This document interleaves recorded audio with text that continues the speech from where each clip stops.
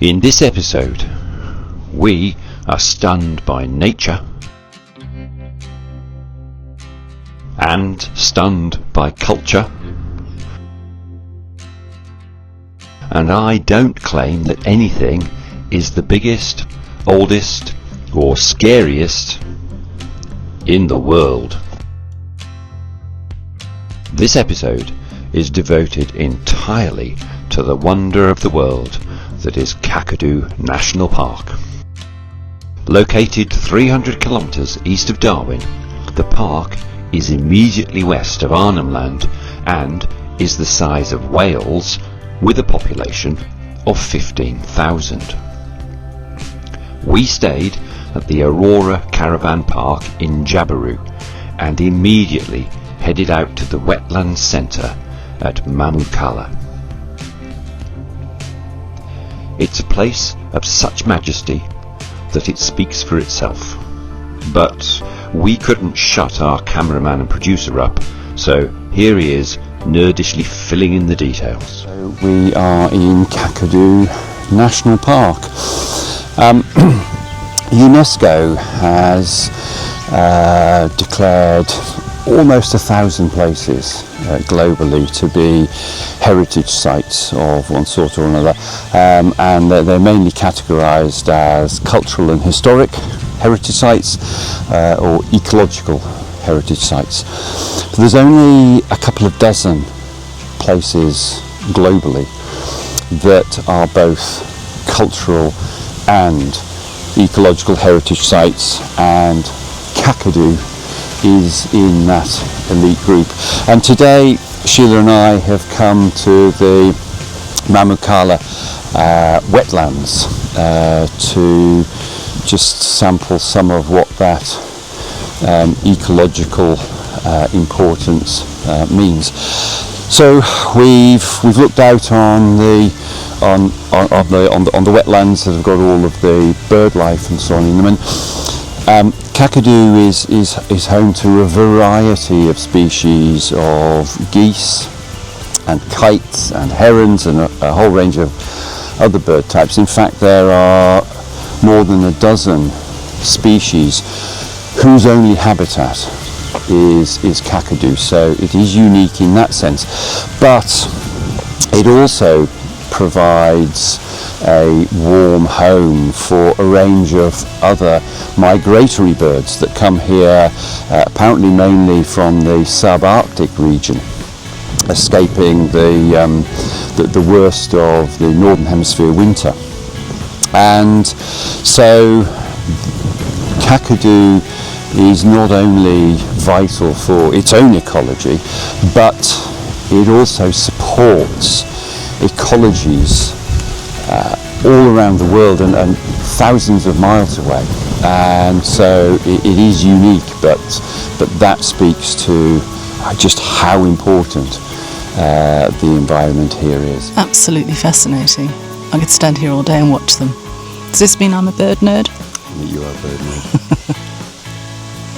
And then we came upon a vast line of plumed whistling ducks standing by the edge of the water.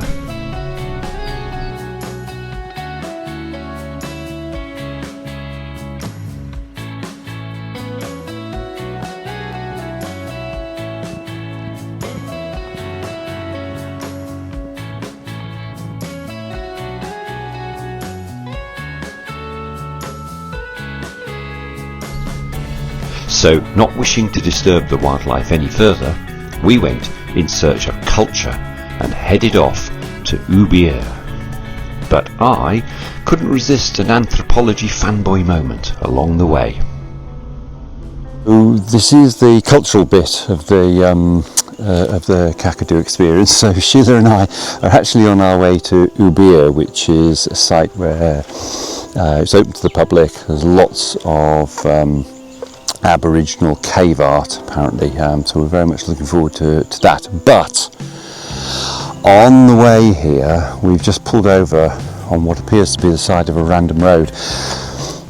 This isn't actually a tourist attraction because tourists, the general public, aren't allowed to go to this site, but we are standing at possibly the most significant historical site in the whole of Australia, and it actually has a resonance for the whole of mankind, because less than a kilometre up on that crag there are caves.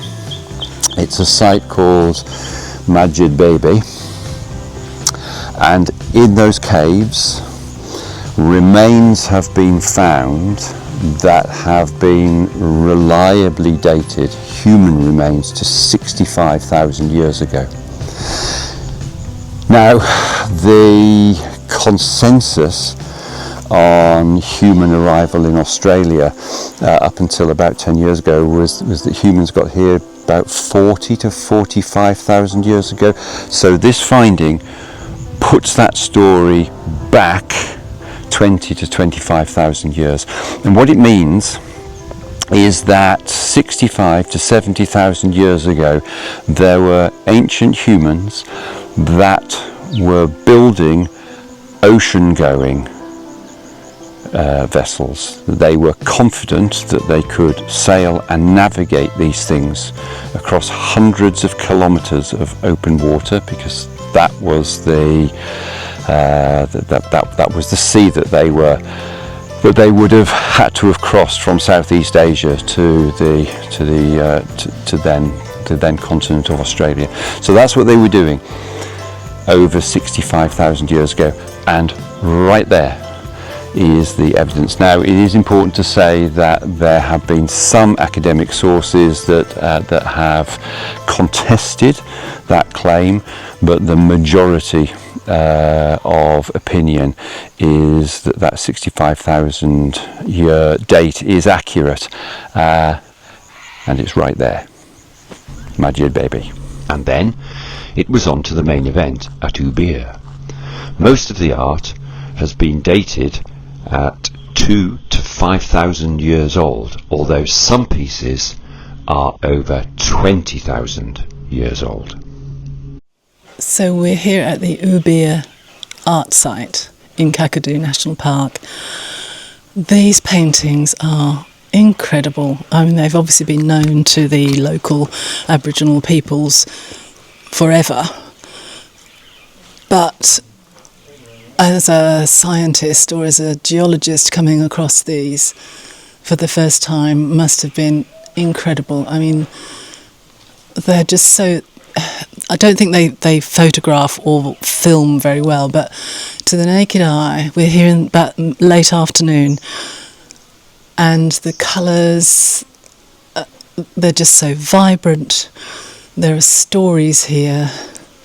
The more you look, the more you see standing out, and the detail is incredible. They've got that X-ray detail. I'm looking up at a fish with the spines of its skeleton so clearly detailed, and then there's another one next to it, and then there's a goanna with its tail beautifully painted.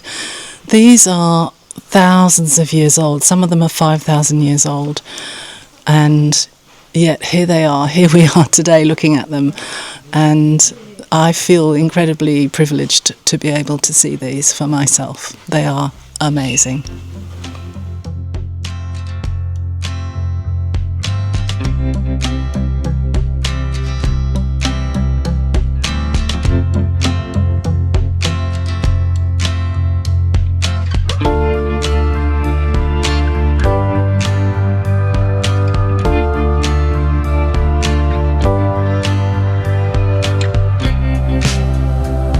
And this one is of particular interest, I think, to Mark and to me, because this is a painting of a man, or a person, I suppose, whose joints have been swollen by a sickness known as Mia Mia, which, according to the Aboriginal legend, is a sickness you can contract if you disturb the stones of a sacred site downstream near the East Alligator River. Nowadays, we'd probably call that arthritis. But looks like it's an interesting pictorial record of the fact that that arthritis has been with us for a very long time. And just above where all of the artwork is, the rock climbs up. And we're standing on top really of one of those rock mounds. And we have the most amazing view over the grasslands of Kakadu National Park. So I'm going to turn the camera around so that I can really show you the panorama that we get from here.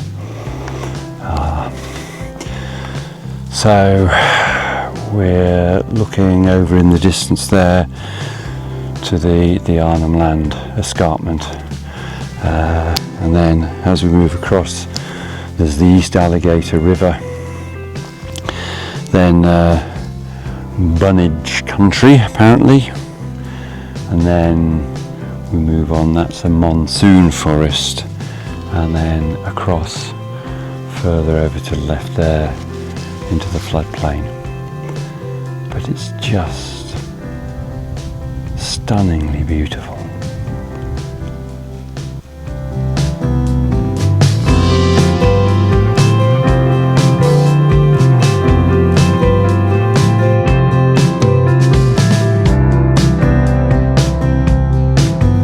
The three main rivers running through Kakadu Park are the East, South and West Alligator Rivers, named by the British navigator Philip Parker King in 1822. Most of his previous experience had been in mapping waterways in the US, and so he assumed the creatures he saw warming themselves on mudbanks were alligators. Of course, they are the much bigger and more aggressive salties, native to the top end. But by the time the mistake was realised, the maps had already been drawn and printed, and the names stuck. The East Alligator River flows over the Cahill crossing that we see here. Arnhem Land begins on the far bank, and it's illegal to enter without a permit from the traditional owners. This river is also full of crocodiles, so getting out to see how deep the water is not recommended.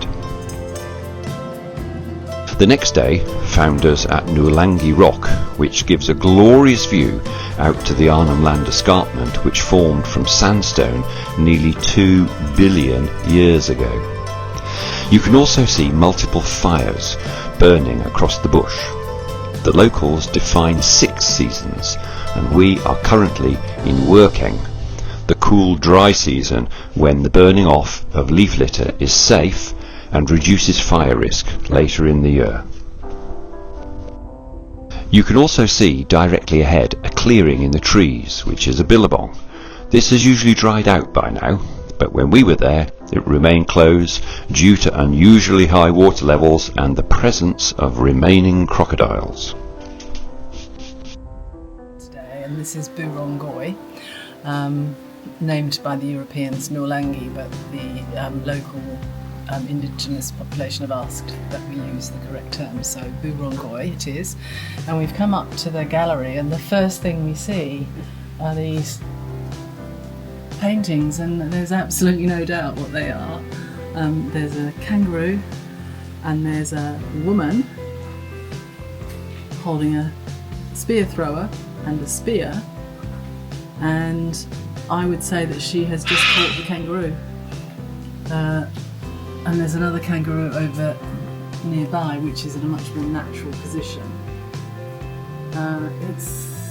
It's beautifully done, and you can see how it really does tell a story.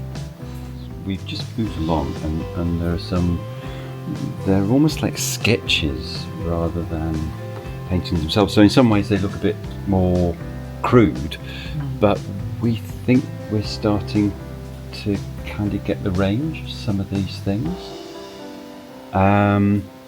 So there is a sort of a white line here, and once you start to focus on it a bit, you realise that it broadens out at the end. That is clearly the stock of a gun, and then the barrel going all the way down here. And it says on the board that these paintings are a lot more recent than the ones that we were at yesterday. I think these are within the last 1,000 years. only 1,000 years old. Possibly, and the one with the gun would be probably only within 200 years, because they hadn't seen guns until the white man arrived. Yeah. And they keep painting over. I mean, that's part of what they do, is to keep painting over newer paintings over old paintings, isn't it? But look what I've just spotted while you've been talking. Can you see the two handprints Oh gosh! in the ochre? Yeah. I hadn't seen that until just now. But there was something else that Sheila noticed, which is if you look down here, there's this white figure, and to start with, it just looks like a few white lines. But then when you concentrate on it, you realise actually that it is probably the figure of a person holding their arms out. The head appears to have gone now. But actually it reminded us that yesterday when we were looking at them, all of the pictures that they painted of Europeans were all white, weren't just they? white, no decoration. So yes, the exposed arms and legs were white, but also the bodies, the torsos, the heads, they were all white. Even the pipe. One of them was smoking. Even the pipe was white. And many of the figures they painted, the Europeans, one of the classic poses that they interpreted for a European was that the European would have both of their hands in their pockets. So it's I remember my dad would have told me to get my hands out of my pockets and stand up straight. Clearly the Europeans didn't care. But it is just fascinating. And then over here we've seen something that we haven't actually seen before, which is a flower, a huge flower. It is definitely a flower. Can't really be anything else Yeah. that we can think of. So yeah, the petals of a flower of some sort, done beautifully in ochre. Each petal is carefully picked out in a different coloured ochre and in white. The bottom part of it has eroded, so you can't really see it fully, but it would have been really very vibrant when it was newer. Yeah. So this is Burungoi. This is modern art, Aboriginal style. So this is basically their version of the Tate Modern that we're looking at with all the impressionists. And we're going to go and have a look at a few more. Having sampled the culture on offer, we headed out to see some more wildlife. So,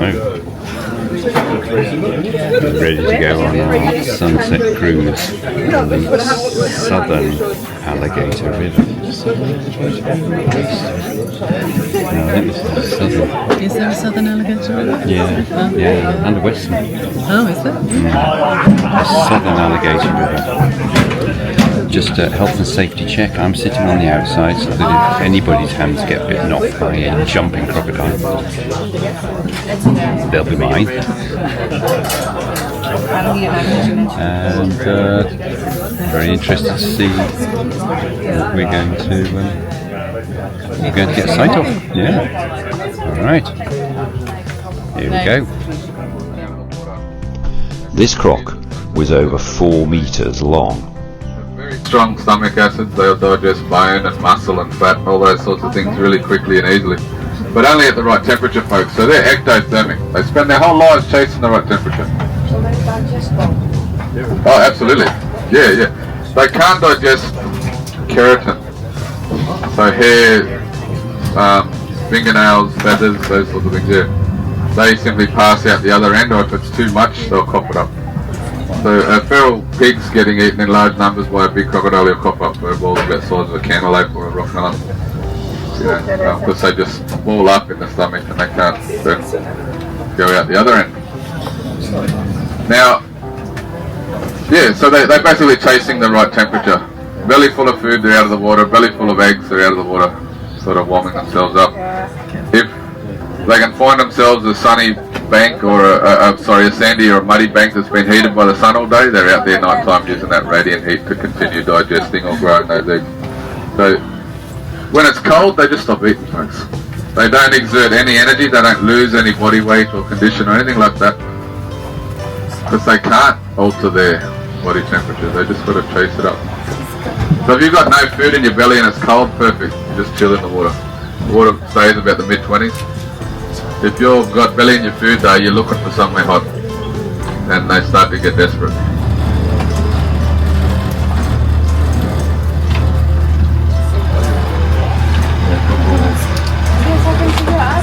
Now, the lumps and bumps on that crocodile's back are called osteoderms. They're basically floating bones. Osteo meaning bone, derm as in dermis, bones in the skin. They don't connect to the skeleton at all, but they do retain the heat. So a crocodile like this will expose us back to the sunshine first thing in the morning.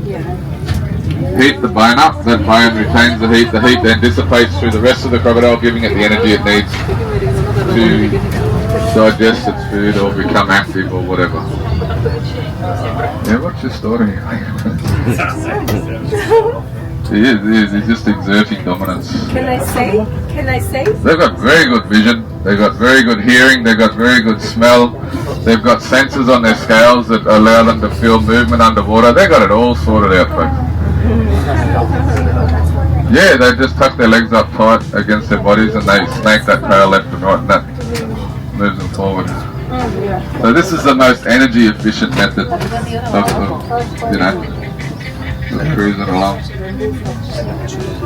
Yeah, but it's all at the back. Yeah. And they swim very fast? Very fast, yeah. They can move on to the birds. So all these white birds out here are egrets, folks. That big one over the back there is a greater egret, the next one's a plumed egret. You see one smaller than those two, it's a little egret. If it's walking with a horse, a cow or a buffalo, that's a cattle egret for sure. So 4 of these long-legged white birds out here chasing grasshoppers and fish and stuff. Now, all birds have a gland at the base of their tail that produces oil. This oil is like a preening oil. They preen it through their feathers and it's like a conditioner. Keeps their feathers in really good condition. That's a bit rough, mate. That's the boy, the girl just flew away. Now, they're just fighting over the same 7,000 fish in the water, you know. Silly. And then we came upon this magnificent sea eagle. Yeah, which is not something you want to be doing in these waterways. So that was possibly this bird I saw take off from the surface. It had grabbed something and it pulled it under. Whatever it had grabbed was too big for it. I reckon it's probably a really big turtle. This one and its partner are very good at catching turtles. So that's a darter. So straight beat. Cormorants have got a hook on. Now, they're not, raptors or birds of prey aren't a group of related birds. It's a breeding strategy for us. They kill with their feet. So eagles aren't related to kites, they're not related to falcons, they're not related to owls or any of that sort of stuff. They just use that foot there to kill and scratch apparently. Now I reckon this is the boy. Now people love to tell you got to be careful about tour guides and zookeepers. I've been both. And this black-necked heron is seen spearing a fish for his supper. Early European explorers saw these birds and believed them to be the same species as the jabiru from South America. They are in fact completely different birds. However, the name stuck, and the small town of Jabiru where we stayed is named after them. So Kakadu has rivers named after alligators that don't live here, and a town named after the jabiru, which doesn't live here. Just a couple of misunderstandings made by European explorers. And so, when you see these things sitting down flat-footed and they kind of look funny, that's how we look to them all the time. But yeah, the knee is tucked up in amongst the feathers. Yeah.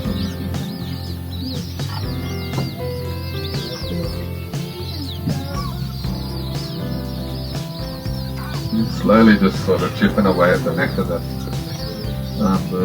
fish.